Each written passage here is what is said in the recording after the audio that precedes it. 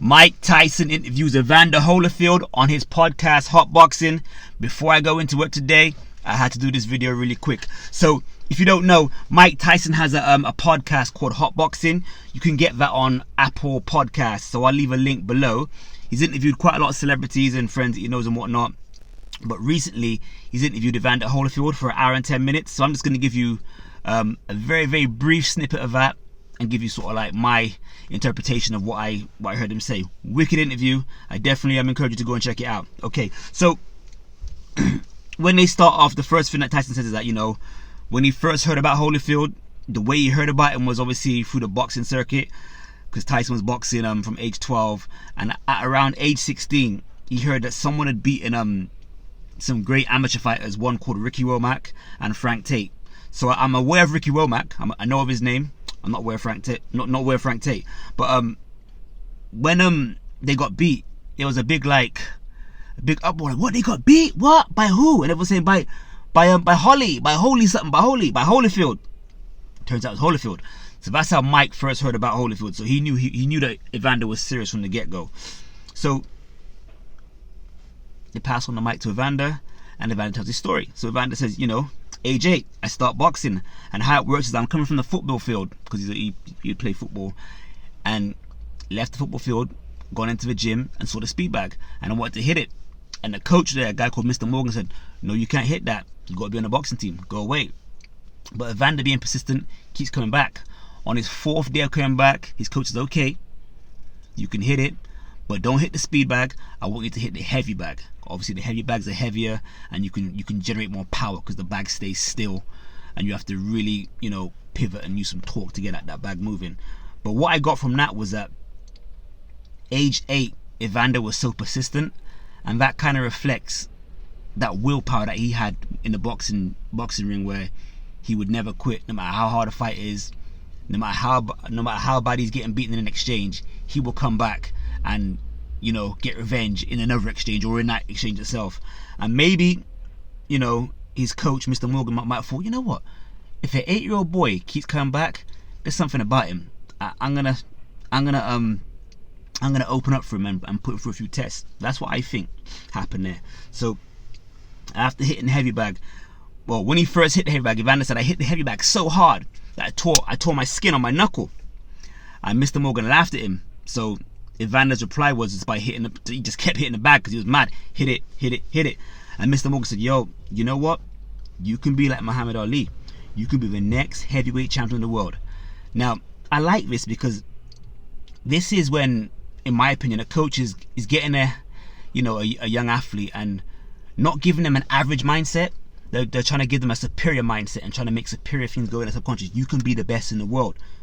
Do you want this? And Evander's response was, I need to ask my mama. The coach is like, what? Okay, we'll go and ask that good mama of yours.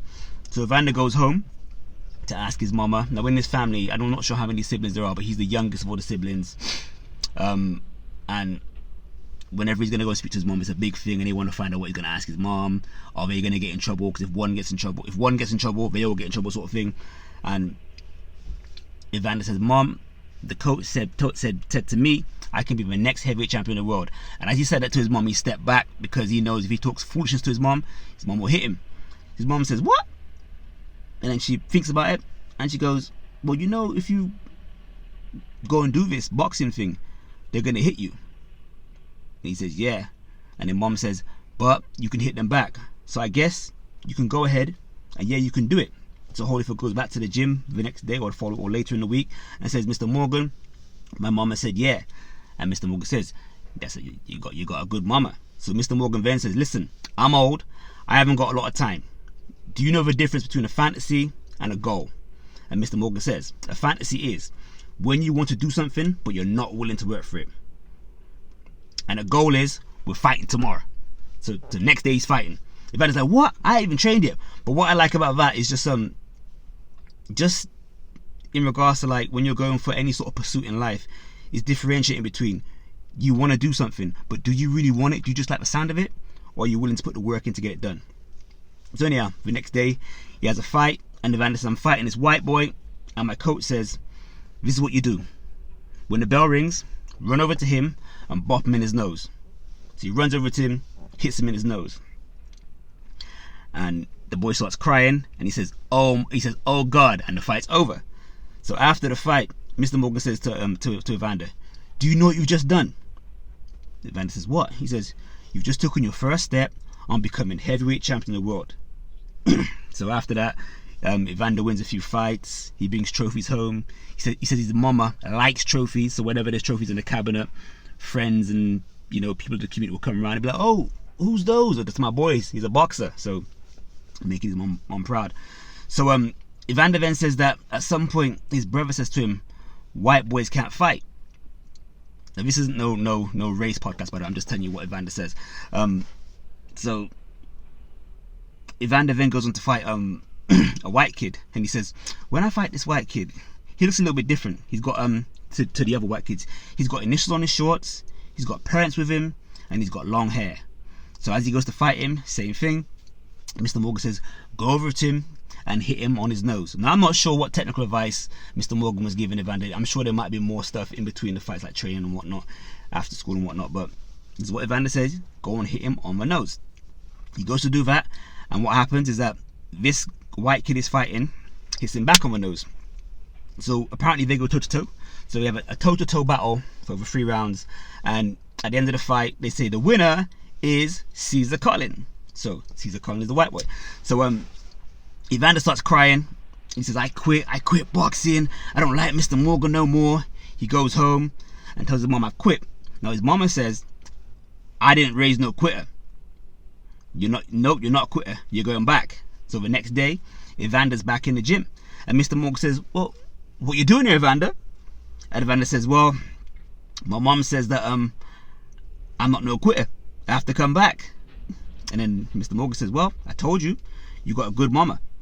So Mr. Morgan asks him, "Why was you crying?" And he says, "Well, you told me I was going to be heavyweight champion of the world, but I can't be anymore because I've lost." So then Mr. Morgan says, "Well, you didn't lose." And Evander says, "What do you mean?" He says, "Listen, you lose, yeah? You lose when you quit. When you quit in life or on your pursuit, that's when you lose." He says, "What happened yesterday is you didn't get the decision. There's a difference." And Evander goes, "Okay," he gets it. Mr. Morgan goes on to say, "You can still be heavyweight champion of the world, but it's not your time yet." So now he's teaching a young person about how to accept a defeat and how it shouldn't discourage you from reaching your ultimate goal. So I would imagine in my life, and you can, if any of you guys are like football coaches or basketball coaches, maybe you can comment below and let me know, but coaches can sort of tell when some young people have good parents. They can pick up on it because of how the children talk or how they present themselves or what they bring back from their home into the training environment. So that's interesting if you've got any feedback on that, because I've never coached young children in regards to sports. I have in regards to like other areas, but not sports. So Evander fights Caesar Collins again. He loses to him. When he loses this time, he goes home and pretends to be sick. So he skips dinner and goes straight to bed. His mom thinks that's strange. Why has he gone to bed? So mom says, "What happened? What happened today?" And Evander knows if he lies to his mom, he's going to get whooped. So he says, "Mom, I lost the fight." And his mom said, "Well, you know what? You got to go back, right?"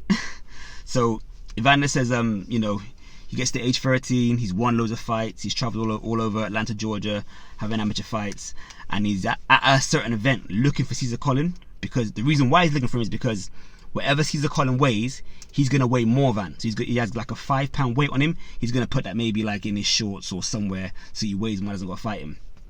So Evander's friends are aware of this, and a lot of them are saying, you scared of that white kid? And they're laughing at him. Then they go over to Caesar Collin and say, "Did you beat Evander Holyfield? You?" And Collin's like, "Yeah, I beat him." And they said, "Okay, well, Evander's scared of you." So Evander's crying, doesn't want to fight him, and it sounds like what Evander is saying is that the organizer saying, "Right, you haven't got to fight him." But Holyfield says, "No, I have to fight him, because if I don't fight him, my mom's going to whoop me." So Evander goes on to explain that that when he was younger, I'm going to have to wrap this video really quick because we're going past the 10-minute mark. So Evander goes on to explain that he has to fight Caesar Collins because he can't lie to he's got to do what his mom says. But when he was younger, when his mom used to whoop him, whenever he cried on Jesus, his mom would stop whooping him. So he said before this fight, he prayed to Jesus, whatever, and his friends were laughing at him, and then Mr. Bug said, listen, just go and do your best. But this time he won the fight, and he said after that he always prayed to Jesus before any of his fights. Now, I'm not doing a religious video, I'm just telling you, you know, Evander's mindset, his upbringing, his environment, and what worked for him. And from what I've seen is mainly like, you know, the great coaching between his mom and Mr. Morgan. They were linked, which is really good. The podcast, as I said before, is an hour and 10 minutes long. I'm just giving you 10 minutes, but I'm going to wrap up now. But the other things they talk about is him and Tyson, both being on the Olympic losing squad. Is Evander's third fight of Riddick Bowe. Very interesting, check that out. His perception on Mike Tyson back in the early days, because Mike asked him, hey, what did you think about me? The Holyfield versus Tyson fight, the ear biting thing. Evander spoke about him going up to heavyweight and his hand speed being an advantage for him, his hand speed. Yeah, definitely check it out. And do me a favor also, if you've liked this video, tell a friend, tell him, tell her, let them know we're covering boxing here, and subscribe. This is MSLB, Mark Sterling's Boxing. We've got 11 minutes. Have a good day. Bless.